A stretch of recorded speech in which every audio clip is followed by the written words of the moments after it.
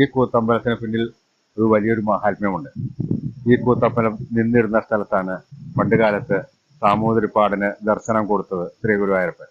വില്ലമംഗലം സ്വാമിയാരോട് സാമൂതിരിപ്പാട് പറഞ്ഞു ഗുരുവായൂരപ്പനെ ഒന്ന് കാണണമെന്ന്.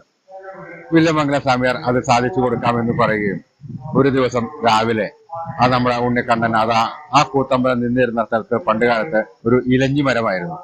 ആ ഇലഞ്ഞി മരത്തിന് ചുവട്ടിൽ മണ്ണുവാരി കളിച്ചുകൊണ്ടിരിക്കുന്ന ഒരു രൂപത്തിലാണ് സാമൂതിരിപ്പാടിന് ദർശനം കൊടുത്തത്. ഈ കണ്ണനെ കണ്ടതിൽ മതിമറന്ന് സാമൂതിരിപ്പാട് കണ്ണനെ ഓടിച്ചെന്ന് കെട്ടിപ്പിടിക്കുവാൻ നോക്കുകയും ആ കണ്ണന്റെ പേരി തിരുമുടി സാമൂതിരിപ്പാടിന് കിട്ടുകയും ചെയ്തു. അപ്പോൾ കണ്ണൻ പറഞ്ഞു, വില്ലമംഗലം സ്വാമിയാര് എന്നോട് കാണിച്ചു തരാനേ പറഞ്ഞിട്ടുള്ളൂ, കെട്ടിപ്പിടിക്കാൻ പറഞ്ഞിട്ടില്ല എന്ന് പറഞ്ഞ് ആ ഉണ്ണിക്കണ്ണൻ അവിടുന്ന് മറഞ്ഞു പാറുകയും ചെയ്തു. ആ പീലി തിരുമുടി വെച്ചിട്ടാണ് സാമൂതിരിപ്പാട് കൃഷ്ണനാട്ടം കളി, കൃഷ്ണഗീതി